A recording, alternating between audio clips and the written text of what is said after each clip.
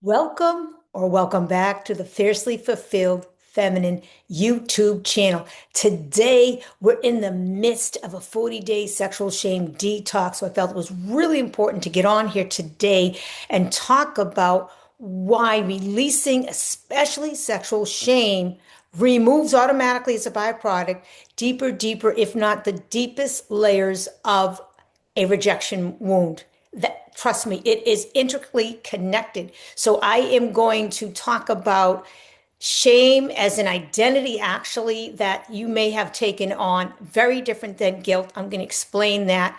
Then what I'm going to do is guide you as to how you can alchemize and actually integrate the energy of shame into your system, and why we're looking at it that way. You're not just when you, anyways, I talk about release. Yeah, we'll talk about how to actually integrate that into wholeness within you. And then following that, I'm going to share how you're going to be given opportunities, real life opportunities and circumstances to be able to practice you stepping into your new identity. I'm going to give you an example and then share a real life example that I had this morning, that very recently, to help you to better understand this.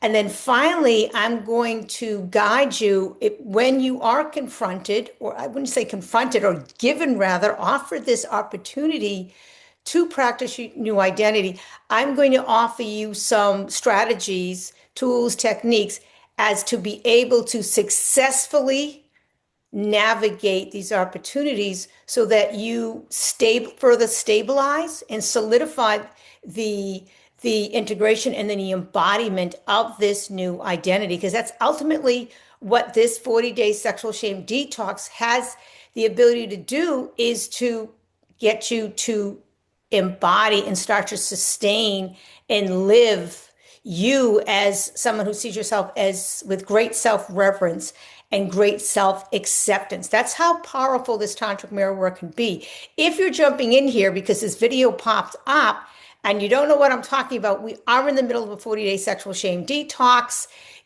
I'll toss that link in here again so you can access the very beginning in the introductory video. This video right here is part of that playlist.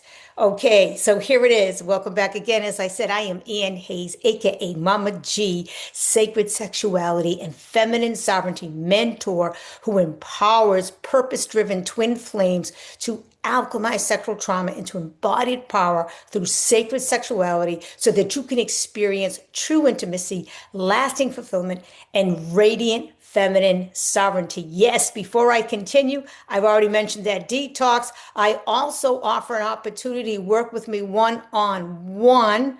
If you'd like to apply for that, just grab that in the description. Also, I offer a 30-minute complimentary body reconnect session. First step, important step in my reclaim process. Of course, releasing the shame is a biggie. Okay, so let's get right to it. So yeah, this shame stuff, I believe that the shame is like at the bottom of all these lower vibration frequency emotions. You know, there's sadness, there's grief, there's hurt, there's pain, there's anger, right? And shame to me is kind of like the base. It is like this base of mountain of shame because everything seems to be fueled out from there. I'm talking about shame can fuel grief, sad, pain, hurt, frustration, more anger. Okay. And so that's kind of what we want to get at, is the very root of it. So everything just collapses. And then you can step into that new identity, as I mentioned, of self-acceptance, self-love, deeper self-love, and self-reverence. So let's see. First of all, shame and guilt, two different things. When you feel guilty, it's because you did something that is not in line with your integrity of who you believe yourself to be. Shame, on the other hand, is literally an identity, not consciously, you haven't done this consciously, that you have taken on. You literally associate, you know, you're just this person, you're a shameful person, and you do the things that you do, or you did them, or you acted a certain way, or you said certain things because that's who you believed yourself to be. And if you, and that can lead to addiction. justify addiction and other types of behavior, and you might like seriously believe that because it's true. If you're identifying with shame, it means on some level that you view yourself as inherently broken, flawed. And that's an awful outcome or echo of trauma, just what it is. And I know that I identified with that at one point, and I may still be, honestly, if I want to be vulnerable, releasing some vestiges of that old identity. And it's part of why I'm sharing what I'm sharing with you through this 40-day sexual shame detox. So yeah, that's a tough one because what it does is justify, those behaviors which can bring on further shame and can have you looping in shame. And it can lead to a depletion of life force energy. It can lead to despair, depression, even suicidal ideation. I mean, if you're being depleted, life will seem gray. Life will seem lackluster. You will not be motivated to do even the things that you like to do. That is what shame can do to you over time unless it is addressed. Okay, let's see. So, shame. Okay, I mentioned already self-sabotage, looping struggle, addiction, apathy, lethargy, and some of what I just mentioned. Okay, and the struggle deepens over time unless it is addressed. And so I'm just going to, I had some more notes here, so I'm going to share those. It's like a ball and chain, literally. You're just dragging that around energetically and it feels heavy, and that causes you to feel heavy in your body, and where everything seems like an effort because you are literally loaded down with that snowballed shame that I've talked about before. And what comes to mind, I think of a song by an R&B soul artist, Erykah Badu, who's still relevant. It's called Bag Lady. In fact, I'm going to drop a link from Spotify to that song. Very fascinating. Talks about emotional baggage. Let's see what else. Yeah, basically, it's going to create roadblocks energetically and your ability to access your highest timeline. It's where confusion clouds clarity. So stay with me, okay? So that's the whole thing about what's going on with dirty down low shame that we want to now alchemize and integrate, okay? So first of all, everything is energy, and that includes the energy of shame, and that's why you can actually develop an identity of shame. It has a consciousness like everything else, and everything which is part of God, the God essence, wants to remember what it really is, wants to return to source, wants to return to unity consciousness, wants to feel that unconditional love that is God. So I know that Christians talk about casting out demons into the abyss. And I believe that it truly is a frequency bandwidth, and that we can connect with that depending on where our overriding emotions and where our overriding thoughts are. It can feel like hell. And yet, at some point, all of that is going to have to be reconciled, both individually and collectively. So that's why I talk about alchemizing and transmuting, because I'm thinking of Albert Einstein, E equals MC squared. Energy, you cannot create or destroy it, but you can transmute it. You can transform it, you can transmute it. And that's what we're here to do with especially sexual shame. So let's see. Like I said, it's a consciousness, it's an energy. It wants to be lovingly witnessed, acknowledged, recognized, appreciated, just like you, integrated, okay? Just like you. So just as much as your inner child. Okay, so that's alchemy and integration, and what that's about and why it's important to do that. So, okay, well, how are you being given opportunities to in fact do that? Well, first of all, it's re, it's what we're doing exactly in this sexual shame detox. Is if you're not involved, jump in right now. You don't have to go in any specific order. You can just pick and choose. Yet there is some value to 40 days, the key of that 40 number, and in doing it consistently as long as your body's able to manage it. Okay, is you will be given opportunities to practice stepping into your new identity. So what is, okay, old identity is, okay, I'm just a ball of shame and I don't deserve anything that's good in life. And I always screw up and I always mess up because that's just who I am. Now stepping into a new updated version where you begin to embrace more of who you truly are with greater reverence, greater love, and greater acceptance. Okay, so that's what we're looking to do. You're going to be given opportunities to test that new identity. And it can show up in a lot of different ways. And I'm going to loop it back around again, not looping that way, rejection. If you're here, your sexual shame, the shame that you've experienced that only snowballed upon itself, as you've noticed with the detox, due to the echoes of the trauma. Okay, where was I? Okay, hold on. Oh my, hold on. Shucks. Okay, is all about rejection. It's self-rejection. Okay, like, okay, here's an example of how you might be tested. So you're feeling really good. You've been doing a lot of purging with this energy and this detox. And then you invite a friend over to dinner. You're a great cook. You know it. You prepare this absolutely decadent, delicious meal. You love it. You're like, oh, this came out fabulous. And your friend is like maybe not feeling it. They might not even have finished, excuse me, their plate of food. And you might even inquire. They might say, I might just add a little bit more of this or that. And you might feel a little twinge of something. Okay, all of a sudden your thoughts might go to or revert to, oh my goodness, I could have done it better. I'm not as good as a cook as he or she is. I really I should have paid attention more, or maybe I should practice more. I'm just not good enough. And on some level, you just feel rejected, maybe even unloved and unappreciated. That's the inner child coming up full force. That's shame. Your shame identity, excuse me, that's trying to bring you right back down, okay, to that old version. So what do? Well, you got two ways of responding. You can walk away or you can stay and just take a breath. Take a breath or two, and with the awareness that, okay, I'm aware of what's going on here. I know this is not true. And this is a beautiful friend. I love this friend. They love me. They appreciate me. They know I'm a great cook.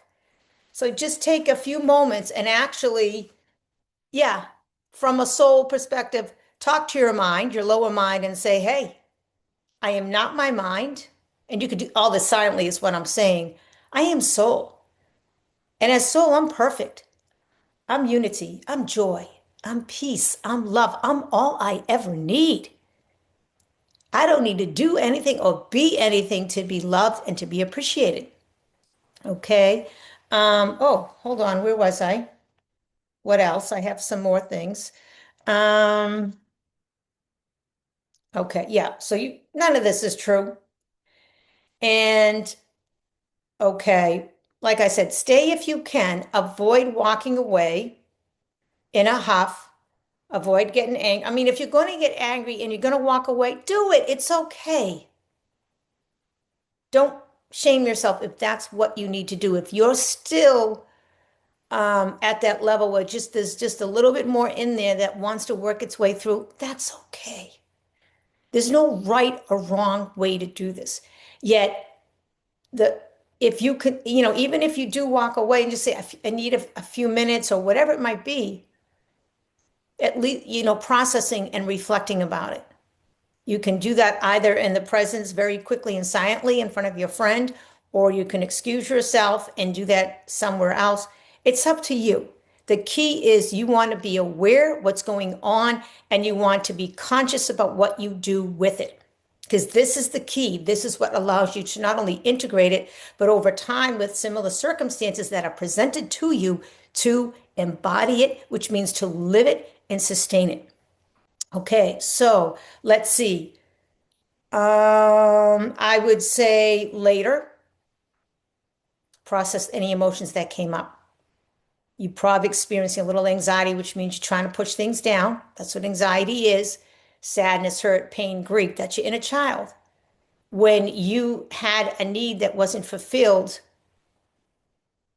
weren't when you felt like you weren't being loved because of the trauma, you weren't being appreciated, there was something wrong, or you were broken or flawed, and you felt rejection. And being rejected from a caregiver, especially a parent, is like being rejected by God because they're meant to represent and be symbolic of God's unconditional love. That's how painfully deep that can be. So take some time and talk to your inner child, soothe your inner child, remind your inner child that this is not true. You're right there with your inner child, and this is part of the integration. Okay, this is not true. Have a nice little good old conversation. And then maybe you go to the playground together or go on the swings or something. I'm serious, totally serious. Okay. And again, reaffirm who you are. I know who I am. I'm worthy. I'm perfect just the way I am. Okay. And if you are looking to release some emotions or to purge, and first of all, if you feel heavy, you've got a headache, you've got, some tightness, any kind of physical symptoms that feel uncomfortable, maybe your eyes are watery, you're spilling water, you're leaking, something's leaking, are all indications that you may be ready to purge.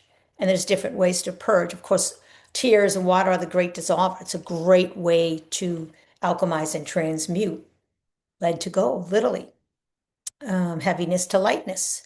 So what you can do is, I know I've got the Ho'oponopono prayer I put right at the beginning.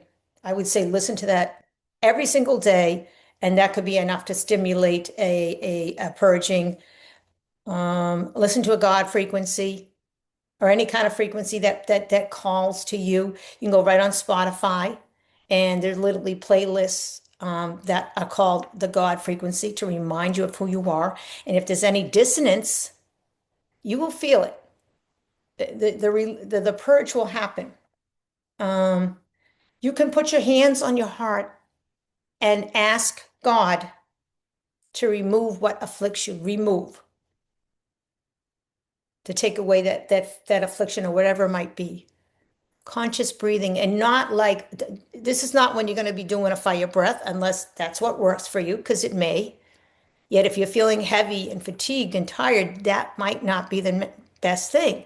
You may just need to really come into as a relaxed state as possible so that that energy can actually move. And that's where long, slow, deep breaths, belly breaths, are very advantageous and really to support potential purging.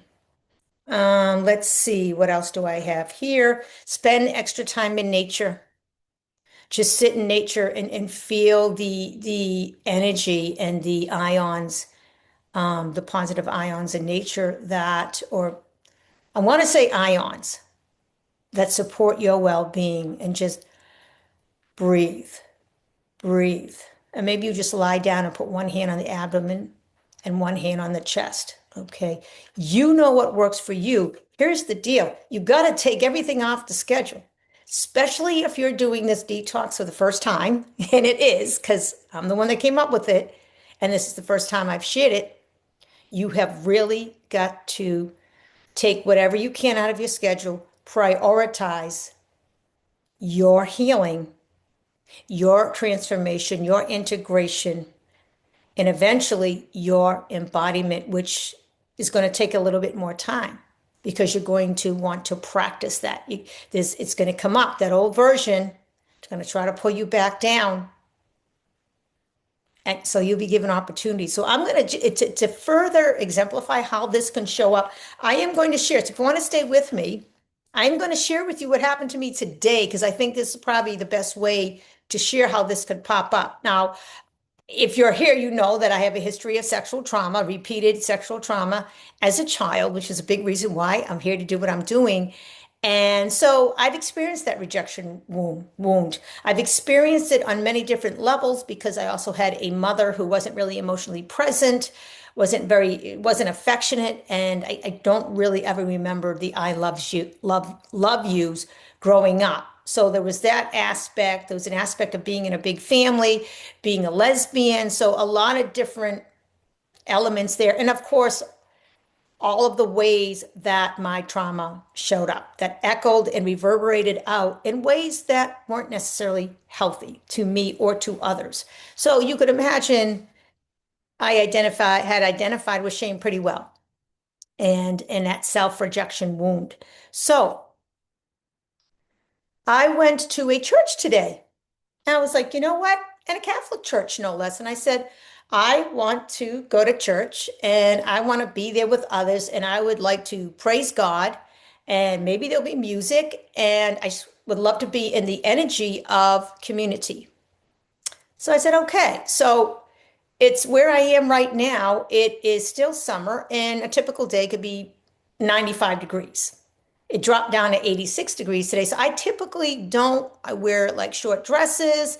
I really, at any rate, I'm like, so I said, okay, no, I am going to cover up. Okay. I'm like, just out of reverence, not because, I have to, but there's a certain level of decorum as we go back to unity conscious, depending on where you are and what you're doing. You just kind of want to have a little bit of consciousness about what you're doing and how you're showing up. So I said, okay, I'm going to wear some pants and, it's kind of like a long sleeves top. And I walk into the church and I sit down and one of the lay ministers, this woman walks over and says hello. So I appreciated that. And then she asked if I had a scarf. I said, no, why? She goes, well, your earrings and your blouse are a little particular. And I said, oh, so why would I need a scarf? Oh, and then she went on to, like, oh, you got to cover the earrings and then bring it. No, because I mean, it is see-through. Like, I'll show you. Okay. It is see-through, granted. And yet you'd have to really be looking to say, oh my God. At any rate, I was like, okay, so I believe I understood her correctly. She was going to go and get me a scarf. Now, the wounded aspect of me wanted to get up and leave and say, why did I even bother? Why am I here? They don't want me here. That's bull crap. That's that little inner child. Mm-mm, mm-mm, mm-mm. I was like, oh no. If she comes back, I can choose not to wear the scarf or not. I can choose to stay, not to make a scene. It never happened. She never came back, got too busy, whatever. I stayed for the whole mass. The other aspect of it, what I realized was, and I'm proud that I did stay, and I did later go and process some emotions related to that. So I did some of what I just shared because I realized it was just more of that identity, like kicking up and like, oh, let's get rid of that. Let's not get rid of, you know what I mean? Alchemize it. At any rate, so I also realized that because I had experienced sexual trauma, one of the days, I forget which day it was, I had talked about dressing provocatively and being seductive in a manipulative way versus dressing from what I call self-love, a space of self-love, sensuality. And I'll link that. I'll link that day in the description as well. And I was like, you know what? I was really conscious about the way I dressed and the way I was showing up. And I feel like I just feel really good in what I had on today and what I have on still. And I was like, I'm not going to let her make me feel like I did anything wrong because I didn't. I truly believe that in my eyes. And here I am coming from the inside out as somebody who has embraced their innate feminine energy, sensuality, and in confidence, and just being able to show up in that kind of a space. And anyone has an issue with that, it's on them. Nobody else had an issue with it. I made a new friend there, at least a short-term connection. And on the way out, another woman said that she said, wow, you are so elegant. Just different perspectives. Here's the key, and this is why I share. Again, remember, there was that part of me that wanted to leave. And yet I took the time and put it in my schedule to show up and be there and to fill myself, to get blessed by the priest, to share in song and praise and and to have a lovely, beautiful conversation with the woman next to me who shared written prayers because everything was in French.